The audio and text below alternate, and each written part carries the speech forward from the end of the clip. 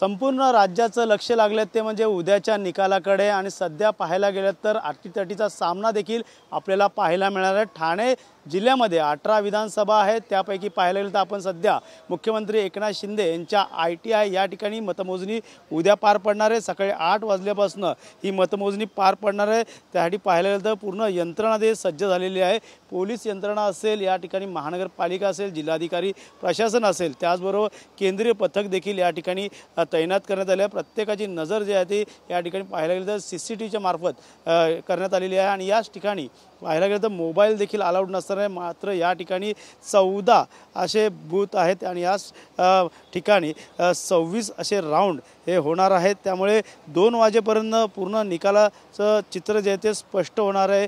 पाहायला गेलं तर ठाणे जिल्ह्यामध्ये 18 विधानसभा आहेत, त्यापैकी कोपरी पासपाकडे हा मुख्यमंत्री एकनाथ शिंदे यांचा या ठिकाणी ते उमेदवार आहेत आणि त्यांच्यासमोर पाहायला गेलं तर ठाकरे गटाचे केदार दिघे हे देखील उभे आहेत। त्यामुळे नक्कीच कशा प्रकारचा सामना आपल्याला पाहायला मिळतो हे देखील पाहणं गरजेचं आहे। त्याचबरोबर ओवळा माजिवाडा या ठिकाणी प्रताप सरनाईक शिवसेनेचे उमेदवार आहेत, त्यांच्यासमोर ठाकरे गटाचे नरेश मनेरे हे देखील आहेत। तर ठाणे शहरात देखील ही लढाई तिरंगी लढाई असणार आहे। संजय केळकर हे भाजपचे उमेदवार आहेत, तर मनसेचे अविनाश जाधव आणि त्याचबरोबर पाहायला गेलं तर या ठिकाणी ठाकरे गटाचे राजन विचारे अशी तिरंगी लढत दिसून येणार आहे।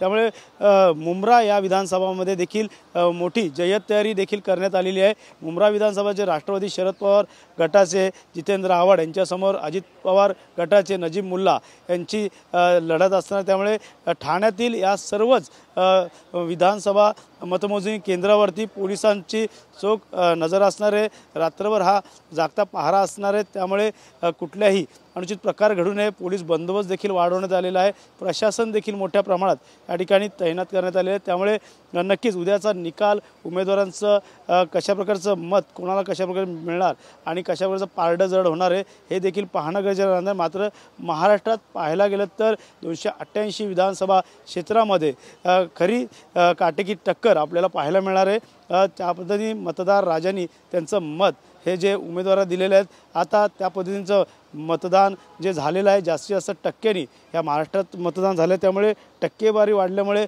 आता ही टक्केवारी कशाप्रकारे फायदेमंद ठरते हे देखील पाहणं गरजेचं आहे। मात्र सध्या तरी अनेक वॉर रूममध्ये या ठिकाणी पोलिसांचा बंदोबस्त हा मोठ्या प्रमाणात ठेवण्यात आलेला आहे। त्यामुळे उद्याचा निकालाकडे सर्वांचंच लक्ष असणार आहे। 8 वाजल्यापासून मतदान मोजणीला ही प्रक्रिया सुरू होणार आहे। त्यामुळे कशा प्रकारचं मत कोणाच्या पारड्यात पडतं हे देखील पाहणं गरजेचं राहणार आहे। कॅमेरामन योगेश गुरोसह गणेश सुराट, TV9 मराठी, ठाणे।